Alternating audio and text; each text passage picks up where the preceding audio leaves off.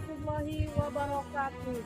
Perkenalkan, saya Hairul Fitriani, Guru Pendidikan Agama Islam dan Budi Pekerti Unit Kerja SMA Negeri 5 Lubuk Linggau, Provinsi Sumatera Selatan, dan sekaligus mahasiswa PPG dalam jabatan Angkatan 3 tahun 2022 LPTK Fakultas Tarbiyah dan Ilmu Keguruan Universitas Islam Negeri Raden Patah Palembang.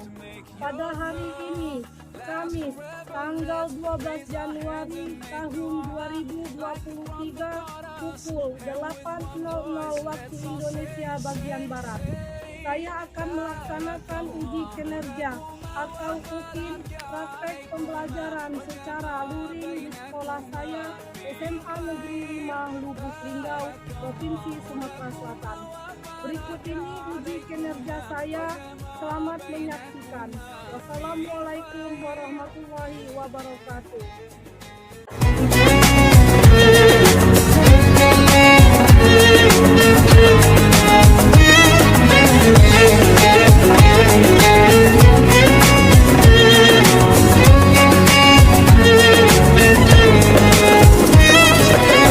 From now you'll share all your joys through heart. Assalamualaikum warahmatullahi wabarakatuh.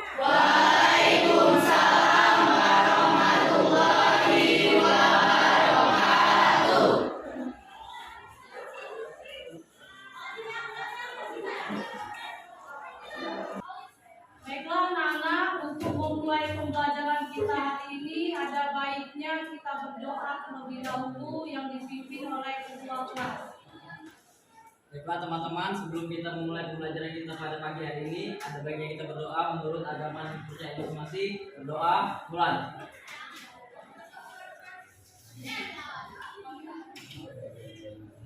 Doa selesai. Selanjutnya untuk melanjutkan kebiasaan kita, hari ini siapa petugasnya? Dani. Yang pada surat berapa Dani? Surat Al-Baqarah ayat 211. A'udzu billahi minasy syaithanir rajim. Bismillahirrahmanirrahim.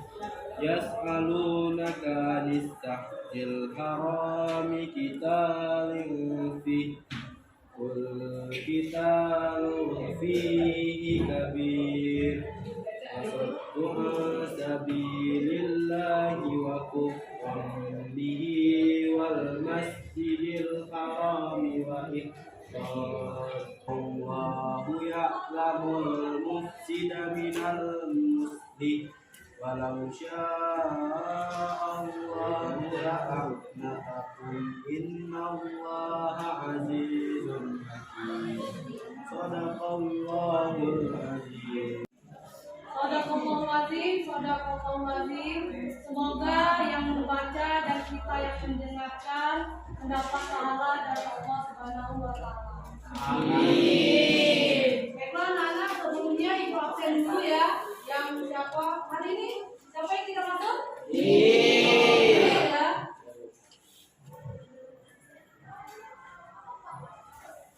Ya. Baiklah, apa kabar anak-anak?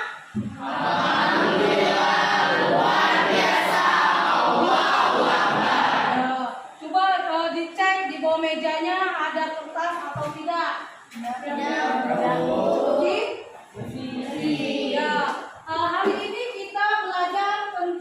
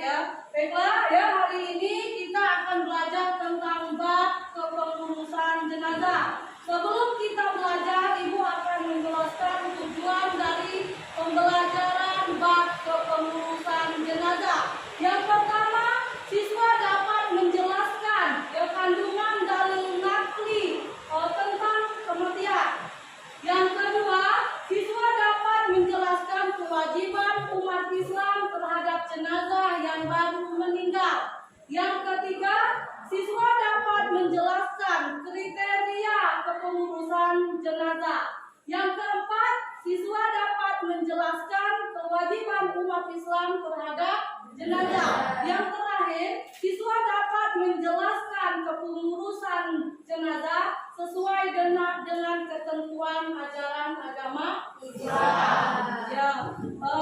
Ya, selanjutnya, nih, ya, lihat ini ada gambar. Ada yang tahu ini gambar siapa? Apa? Gambar apa? Makam. Makam siapa? Dia ini makam Rasulullah.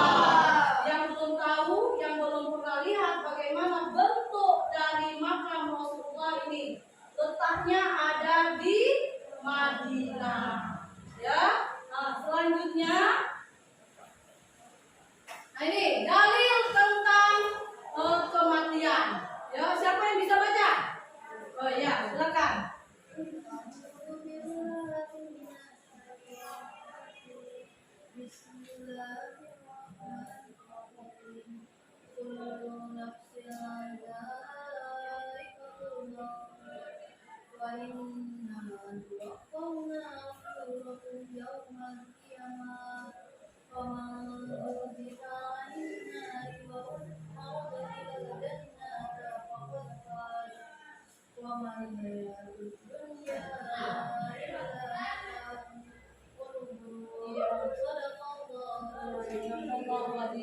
Artinya ada yang bisa membaca? Ya, yuk silakan. Setiap yang bernyawa akan merasakan dan hanya pada hari kiamat sajalah diberikan dengan sempurna balasannya. Barang siapa dijauhkan dari neraka dan dimasukkan ke dalam surga, sungguh dia memperoleh kemenangan. Kehidupan dunia hanyalah kesenangan yang berdaya. Al-Imran 185. Ya, baiklah ya. Nih, menjelaskan ini ayat Al-Quran surat Ali Imran ayat 185 menjelaskan tentang kematian. Kullu nafsin dha'iqatul maut. Setiap yang bernyawa pasti akan merasakan mati. Jadi yang bernyawa, ya, bukan hanya manusia, tapi binatang, tumbuhan itu juga bernyawa. Dan ya, yang bernyawa pasti akan merasakan mati. Ya. Wa inna ma tuwaffawna ujurakum yaumul qiyamah. Ya. Dan hanya pada hari kiamat sajalah diberikan dengan sempurna balasan. Jadi pada hari kiamat, ya, ketentuannya hanya dua, surga atau neraka, sesuai dengan amal perbuatan kita pada saat di dunia. Ya, ini paman zuhziha anin nari wa udkhilal jannata faqad faz. Ya, barang siapa dijauhkan dari neraka dan dimasukkan ke dalam surga, sungguh dia memperoleh kemenangan. Jadi kalau kita, ya, baik di dunia, ya, insya Allah balasannya itu surga. Ya, mendapatkan kemenangan, kebahagiaan, ketentraman. Ya, selanjutnya, wamal hayatud dunya illa mataul ghurur. Kehidupan dunia hanyalah kesenangan yang berdaya. Jadi hati-hati, ya, dengan kehidupan di dunia, karena kehidupan dunia ini hanyalah jembatan, ya, kita menuju kematian. Ya, tipu daya. Kalau kita bisa menjalankan atau tidak tertipu dengan keindahan dunia, ya, insya Allah, ya, kita akan menang, yaitu mendapatkan surga. Ya, ini ayat tentang kematian. Selanjutnya, nih, ya, 4 cara menghadapi orang sakaratul maut menurut ajaran Islam. Jadi jika kita dihadapkan dengan saudara kita yang sedang sakit, yang menuju ke sakaratul maut, ada 4 cara yang harus kita lakukan. Pertama, menghadapkan orang tersebut ke arah kiblat. Contoh, ya, tempat tidurnya silakan diarahkan minimal menuju ke arah kiblat. Itu. Selanjutnya, membaca talqin atau kalimat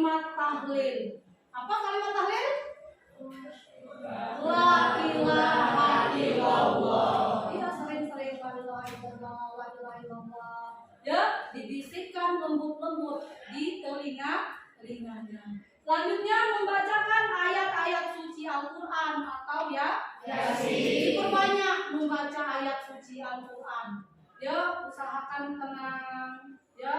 Nah, selanjutnya mengajaknya berbaik sangka kepada Allah. Ya, ajak berdoa. Ya, bahwa dengan sakit ini bisa menggugurkan dosa. Selanjutnya, ya, kewajiban umat Islam terhadap jenazah yang baru meninggal. Nah, jika saudara kita tersebut meninggal dunia, ya, ada 6 yang wajib ya umat Islam lakukan. Yang pertama, pejamkan matanya dan mohon ampun kepada Allah. Sebelum badannya kejam, ya, cepat-cepat mata dan mulutnya ditutup. Nanti karena kalau kita lambat menutupnya, ya susah untuk nutupnya lagi. Ya, jadi cepat-cepat tutup mata dan mulutnya. Ya, selanjutnya, ya, tutuplah seluruh badannya dengan kain agar tidak terlihat aurat. Tutup dengan kain, kainnya jangan yang melawang. Ya, biasanya kalau adat Indonesia itu menggunakan kain jarit atau kain panjang. Itu ya, karena dia tidak terawang, tidak terlihat auratnya. Yang ketiga, tempatkan di tempat yang jauh dari jangkauan binatang. Jadi kucing, ya, atau ada peliharaan yang lain itu tidak seliweran kalau bahasa kita. Ya, terus kalau ada keluarga yang mau melihat itu tidak berdesak-desakan. Ya, usahakan tempatnya yang lapang. Yang keempat, bagi keluarga dan sahabat dekat tidak dilarang untuk mencium. Tapi di sini digaris bawahi, ya, sahabat dan keluarga terdekat itu yang muhrim. Ya, jika dia tidak muhrim bagi si mayat, tidak diperbolehkan mencium, cukup melihat saja. Yang kelima, perbanyak membaca ayat-ayat suci Al-Quran. Ya, seperti baca ya Yasin, usahakan tenang, jangan ribut, ya, biar suasananya hikmah. Itu. Yang terakhir, membayar hutang jika si mayat meninggalkan hutang. Itu kewajiban. Kalau orang tua meninggal dia ada hutang, yang berkewajiban yang membayar itu ahli waris. Dengan apa membayarnya? Jika si mayat mempunyai harta, bayarlah dengan hartanya. Jika tidak punya harta, yang berkewajiban membayar hutang anaknya atau keluarganya. Paham sampai ke sini? Selanjutnya ini kriteria orang yang mengurus jenazah. Yang ada kriterianya, bukan asal-asal. Yang pertama, berani. Artinya dia berani, ya.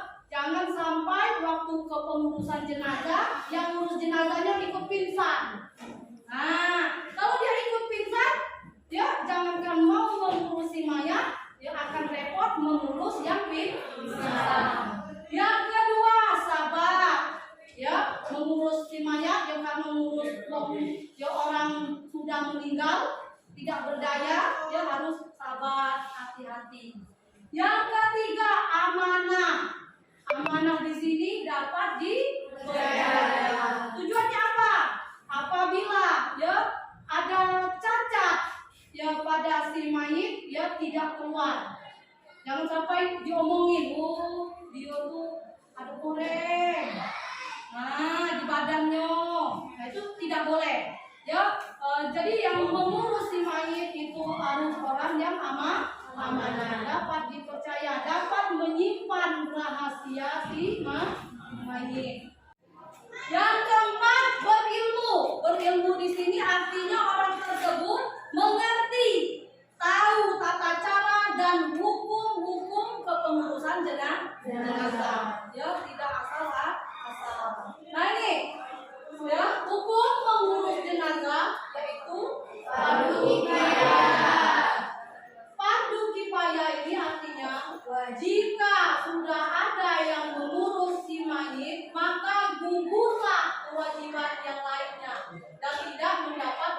dosa. Itu fardu kifayah. Ya. Lagi selanjutnya, nah, 4 hal ya yang wajib dilakukan terhadap jenazah. 1. Dimandikan, 2. dikafankan, 3. disembahyangkan, 4. dikubur. Nah, ya, untuk materi yang 4 ini ibu akan bagi kelompok ya. Sudah kita bagi ya kemarin ya. Sesuai ininya ini kelompok 1 ya. Mana kelompok 2? Kelompok 2, kelompok 3, kelompok 3, ini kelompok 4. Nah, ininya ya metodenya. Ibu akan bagi video ya lewat WAG ya. Silakan kalian tonton ya videonya, kalian simak, kalian analisis ya, terus ambil rangkumannya. Dilanjutkan dengan konsentrasi satu-satu. Siap? Nah, ibu kirim. Ibu akan bagikan LKPD-nya ya untuk kalian analisis videonya.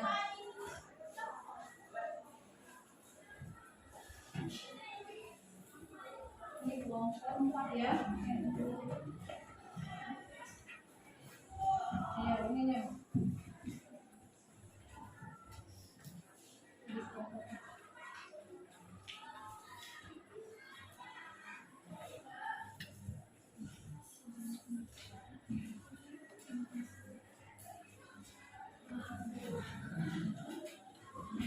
Yuk silakan, yuk kalian simak videonya, ya kalian diskusikan menurut pendapat kalian. Nanti selanjutnya ya di persentase 1/1.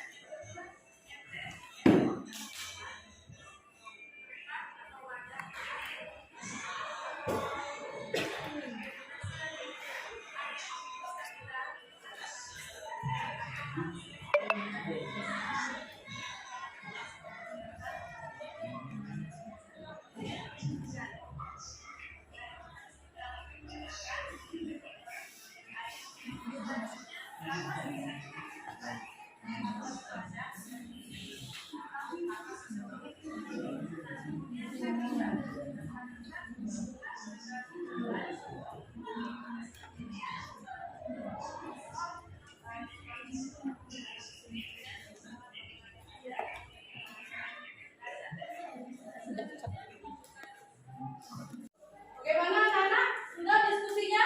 Kalau sudah siap persentase?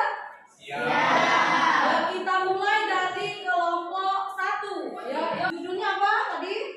Ya, memandikan jenazah. Ayo silakan. Baiklah, assalamualaikum warahmatullahi wabarakatuh. Waalaikumsalam warahmatullahi wabarakatuh. Sebelumnya perkenalkan, nama saya Kelvin, moderator dari kelompok 1. Kami di sini akan mempresentasikan hasil diskusi kami, yaitu tentang bagaimana cara pengurusan jenazah mengenai pemandian jenazah yang akan dijelaskan oleh Rido dan Dwi.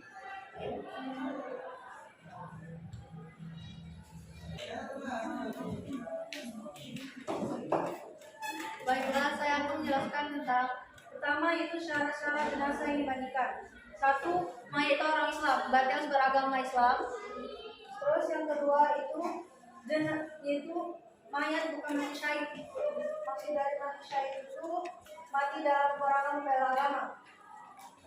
Hadis Rasulullah SAW yang artinya dari Jabir, sesungguhnya Nabi Muhammad SAW telah memerintahkan terhadap orang-orang yang gugur dalam perang tersebut supaya dikuburkan dengan darah mereka, tidak dimandikan dan tidak disolatkan. Hadis riwayat Al-Bukhari. Terus yang ketiga yaitu mayat masih ada tubuhnya, meskipun sedikit atau sepotong. Kayak apabila dia lagi kecelakaan tuh kan, kecelakaannya tuh dia nyampe badannya tuh ada terpisah, ada kakinya lepas atau gimana, itu harus dikuburkan. Masih ada film, masih ada kayak bagian-bagian itu harus dikuburkan meskipun cuma ada tangannya baik. Selanjutnya akan dijelaskan oleh Ibu. Sekarang saya akan menjelaskan tentang tata cara memandikan jenazah. Jadi pertama, kita harus memindahkan jenazah ke tempat yang terlindungi dari berbagai fungsi dan juga sinar matahari dan pandangan orang-orang yang berlalu lalang, dan juga memindahkannya ke tempat yang tinggi. Lalu sebelum memandikan jenazah, kita kenakan pakaian basahan dan membaca bismillah. Lalu kita bisa lakukan dengan membersihkan sela-sela tubuh dan anggota-anggota badan yang lain. Kemudian air yang digunakan untuk menyiram bisa kita siramkan kepada jenazah, dimulai dari bagian tubuh yang paling kanan dan juga anggota-anggota bagian tubuh. Silakan. Lalu beri sampo atau sabun, lalu jenazah digosok-gosokkan. Kemudian urut perut ke bawah sehingga kotoran-kotoran yang tersisa di dubur di perut dapat dibuang melalui dubur. Lalu siram air ke seluruh badan. Disunahkan itu dimulai dari bagian yang paling kanan atau anggota-anggota wudhu, dan juga bersihkan dengan menggunakan sabun ataupun sampo yang kita gosok-gosokkan dengan perlahan ke sekujur tubuh jenazah.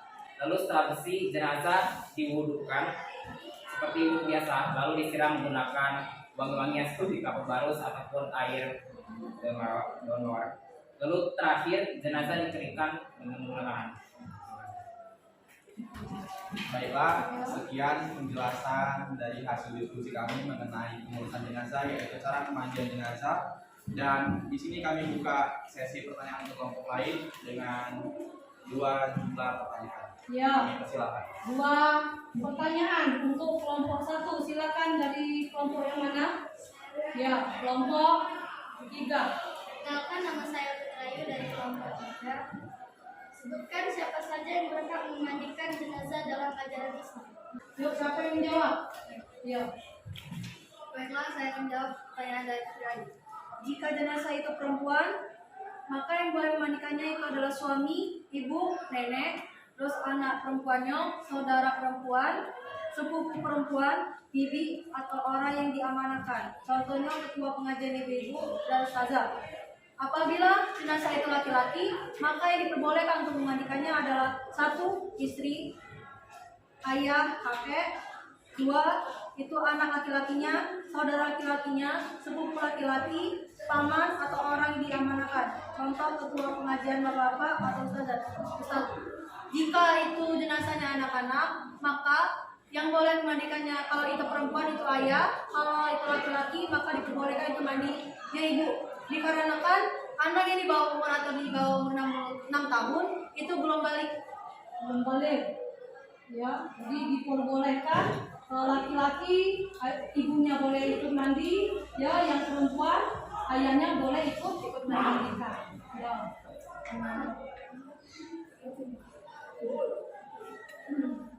Baiklah, itulah jawaban dari kami untuk Putri Ayu. Bagaimana bisa terima? Baiklah, apakah ada dari kelompok lain yang ingin bertanya? Ya.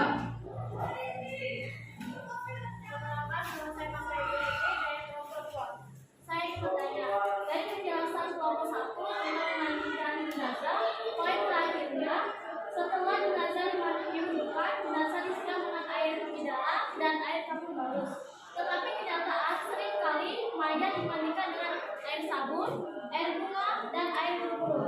Bagaimana tanggapan kelompok 1 mengenai hal ini?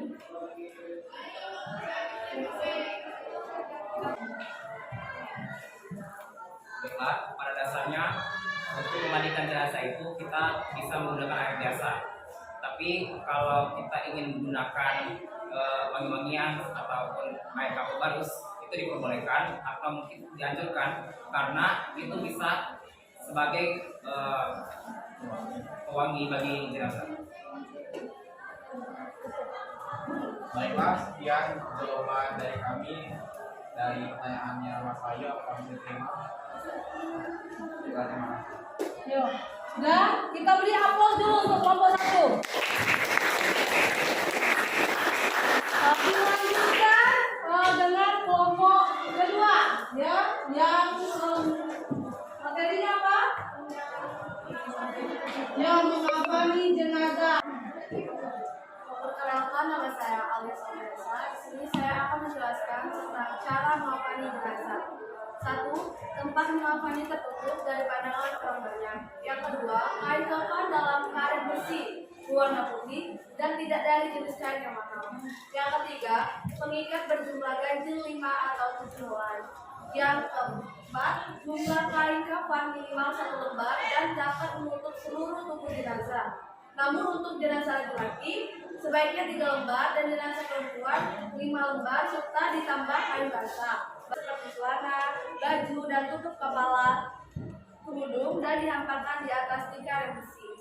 Yang kelima, letakkan jenazah dengan meletakkan tangan seperti posisi bersepedatan dengan sholat. Yang keenam, bagian tubuh yang berlubang hendaknya ditutup dengan kapas.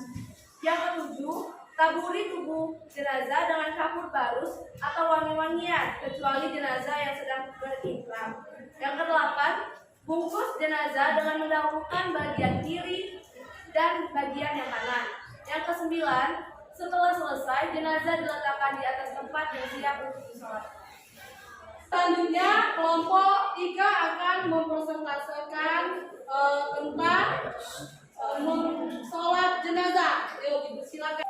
Oke, saya perwakilan dari kelompok 3 akan menjelaskan tentang sholat jenazah. Semua yang menjadi syarat sholat fardu menjadi syarat sholat jenazah seperti menutup aurat, suci badan dan pakaian serta menghadap kiblat. Imam berdiri di dekat kepala bagi jenazah laki-laki dan berdiri di tengah perut bagi jenazah perempuan, dan makmum membuat saf di belakang imam. Rukun-rukun salat jenazah yaitu ada 7. Yang pertama, niat. Kedua, takbir 4 kali dengan takbiratul ihram. 3, membaca surah Al-Fatihah sesudah takbiratul ihram. 4, membaca salawat Nabi sesudah takbir kedua. 5, mendoakan jenazah. Sesudah takbir ketiga dan keempat, yang keenam Tiga. Terakhir kelompok 4 tentang menguburkan jenazah. Yuk silakan kelompok 4. Assalamualaikum warahmatullahi wabarakatuh. Waalaikumsalam warahmatullahi wabarakatuh. Sebelumnya izinkan saya memperkenalkan diri. Nama saya Tarus Ricardo sebagai moderator dari kelompok 4. Ini akan menjelaskan hasil diskusi dari kami tentang penguburan jenazah yang dibacakan oleh Fiorin. Baiklah, saya akan menjelaskan mengenai penguburan jenazah. Yang pertama, dibuatkan lubang kubur sepanjang ukuran badan jenazah, lebar kira-kira 1 meter dan kedalaman 1,2 meter. Yang kedua, pada dasar lubang kubur dibuat liang lahat untuk meletakkan jenazah seukuran badan jenazah. Yang ketiga, letakkan jenazah dengan memasukkan kepalanya dari arah kaki kubur atau dari posisi selatan. Yang keempat, posisi jenazah yakni miring ke kanan, menghadap kiblat. Pipi kanan dan ujung kaki kanan ditempelkan ke tanah. Yang kelima, saat jenazah dimasukkan ke liang kubur, dianjurkan membaca doa berikut. Bismillahi wa ala millati Rasulillah. Dengan nama Allah dan atas agama Rasulnya. Yang keenam, para ulama menyarankan untuk meletakkan tanah di bawah pipi jenazah sebelah kanan setelah kain kapan dan semua tali dibuka. Yang ketujuh, khusus jenazah perempuan disarankan untuk membentangkan kain di atas kuburnya pada waktu dimasukkan ke liang kubur. 8. Jenazah perempuan sebaiknya yang mengurus adalah laki-laki yang tidak dalam keadaan junub atau tidak menyetubuhi istri pada malam sebelumnya. Yang kesembilan, setelah jenazah diletakkan di lubang kubur, disarankan untuk menaburkan tanah 3 kali dari arah kepala mayit, baru kemudian ditimbungi tanah. Yang ketujuh, membaca doa setelah selesai menguburkan jenazah, dibaca sebanyak 3 kali. Doanya yaitu Allahumma ghfir lahu, ya Allah ampunilah dia. Baik, itulah yang dapat saya sampaikan. Baiklah, kami akan membuka sesi tanya jawab. Yang ingin bertanya kami persilakan. Ya, kelompok 4 membuka sesi pertanyaan. Yang ingin bertanya silakan. Oh ya, kelompok 2. Kenalkan, nama saya Yasudini dari kelompok 2. Di sini saya ingin bertanya, tolong gambarkan dan jelaskan ukuran-ukuran yang dengan jelas. Yuk, tolong gambarkan dan jelaskan ukuran kuburan. Yuk, bisa? Bisa. Yuk, siapa yang mau menggambar? Yuk.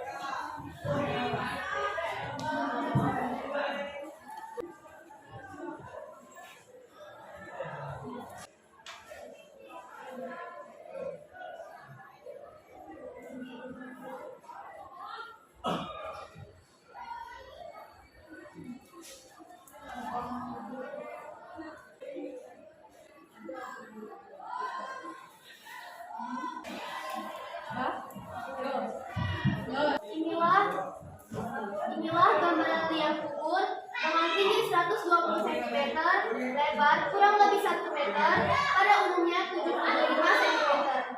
Dan ini bagian liang lahat dengan lebar 50 cm dan tinggi 55 cm. Panjang seukuran badan mayat ditambah 20 cm.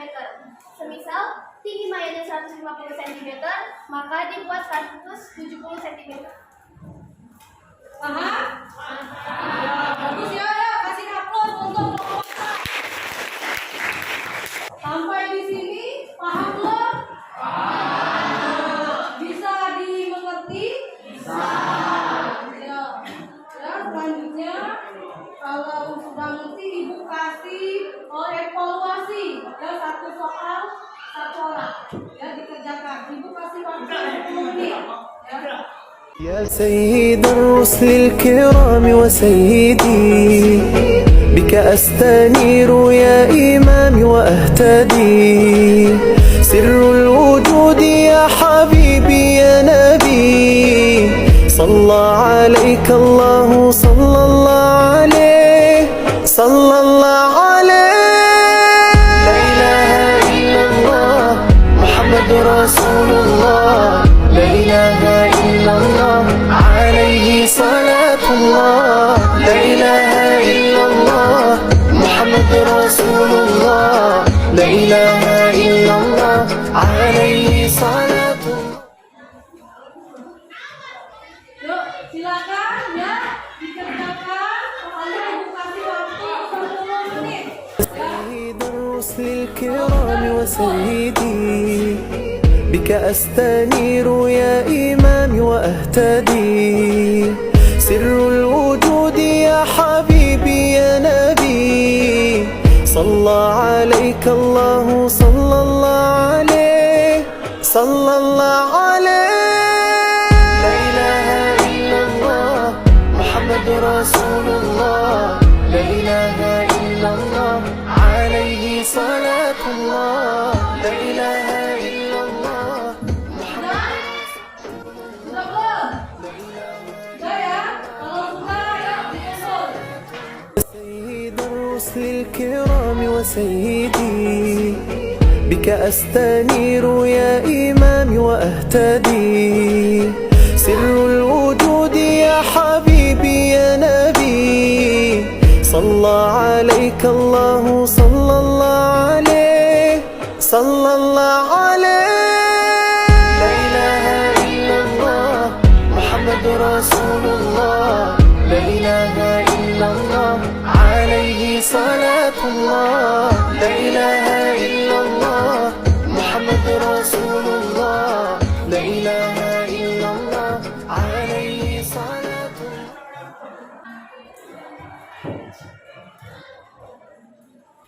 Nah, mudah-mudahan ya pelajaran kita hari ini bermanfaat untuk kita ya di kehidupan sehari-hari. Silakan dipraktekkan di masyarakat ya tentang pengurusan jenazah. Ya. Siapa yang bisa menyimpulkan pembelajaran kita hari ini? Yuk, Rido. Yuk, Rido. Silakan disimpulkan materi kita pada hari ini. Baiklah, kesimpulan yang bisa kita ambil dari pembelajaran kita pada hari ini, kita dapat mengetahui berbagai ketentuan. Pertama, kita mengetahui tata cara memandikan, lalu memahami, menyemayakan jenazah dan juga menentukan jenazah. Lalu kita juga bisa mempraktekkan ini sesuai dengan prinsip-prinsip syariat Islam dan juga ketentuan dasar yang berlaku. Nah, kasih aplaus dulu. Baiklah anak-anak ya, untuk mengakhiri pelajaran kita hari ini kita tutup dengan membaca lafaz hamdalah.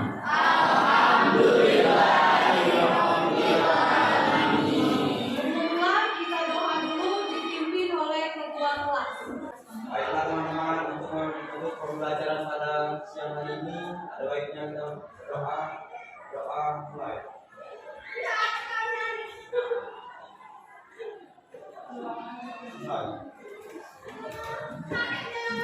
Ibu akhiri, Assalamualaikum warahmatullahi wabarakatuh.